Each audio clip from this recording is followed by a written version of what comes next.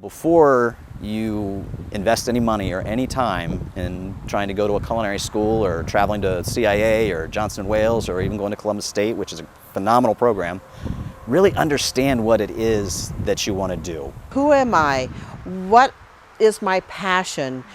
Do I want to work with my hands? Do I want to work with my mind? Learn to cook. You can learn to cook from your mom or dad or your grandparents. Number two, take on projects, especially school projects, things like science fair projects. Do well in school, get good grades, get high scores on the ACT and SAT, get into a great college or university, and do well there as well. Ask questions, try to connect with people, ask people to connect them with opportunities, with resources. The best food for thought isn't necessarily the thought of food.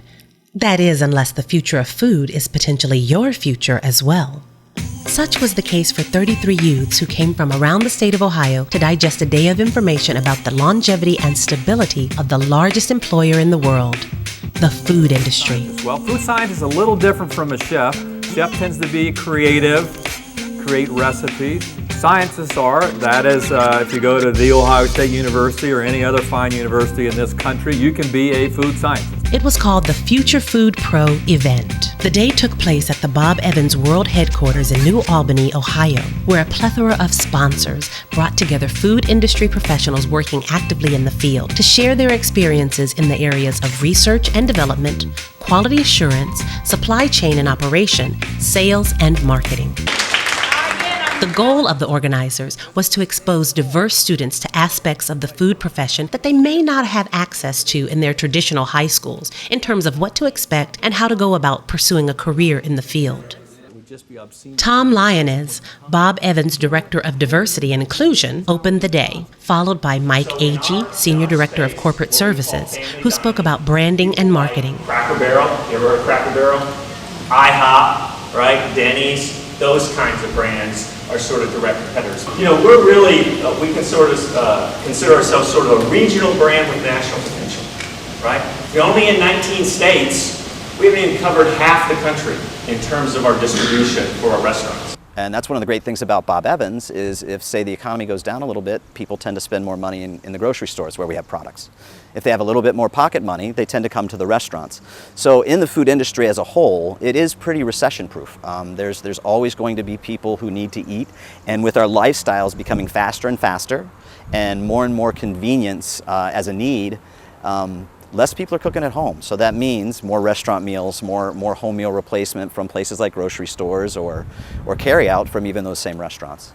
As it relates to advice about the industry, these professionals had a lot to give for anyone considering their world of food. The food industry continues to grow, and it's always going to be a huge opportunity for anybody as far as with their career. Whether it's a food scientist, whether it's a server in our restaurant, dish tank, they're all important jobs, and they're feeding the people. And most of them love, the people that get into this industry love the food, the science part of it, but also serving a guest. However, like any pancake, there's always a flip side. It's hard work. It's hot. It can be long hours. You're on your feet. It's very demanding, especially if it's a busy restaurant. There's constantly somebody asking you for something, whether that's the next dish or even if you're in the back prepping and you're not working on the line, there's a lot to be done. We've got tremendous job opportunities in all of the sciences, areas that people don't know about. They think about careers, but they don't think about us. And because all of our things hinge on food and the growth of food, the safety of food, the health of food, and feeding the world, coming up with solutions to problems of sustainability, exciting careers that a lot of young people don't know about. Most of minorities don't know or understand all the opportunities that you have, from process engineering to accounting to finance, but everyone eats, and having them to understand that there's a breadth of opportunities if they'll apply themselves, and also to make sure that they may be on the STEM side, focusing on science and technology. I think will give them more opportunities and a greater pay. This day was not only about beef tips and food preparation, it also included tips on life and career preparation in general. Work hard, go to college, and just use all of those resources that you can get.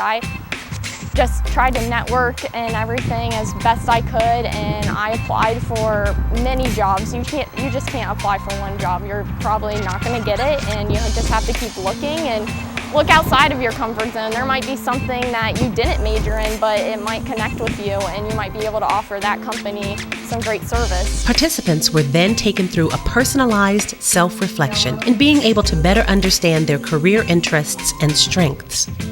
They start with the big picture and work back.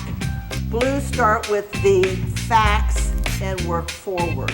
Every food facility hires people who can handle the business side of things. Presentations from Pamela Thomas, the Multicultural Student Services Diversity and Inclusion Officer at The Ohio State University, Dr. Ian Blount, Senior VP and COO of Coalescence, each shared perspectives on what skills and education are needed to be successful as an entrepreneur or working in the food industry, and more generally, in life. Networking, do what you say you're going to do and deliver on time.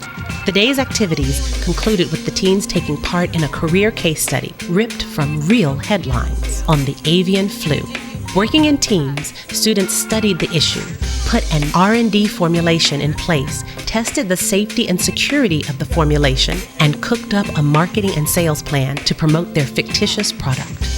Though it was a jam-packed day, the youth and presenters both were in agreement that the Future Food Pro event was important and beneficial for all who participated, and real knowledge about the food industry was acquired by the teens and adults alike.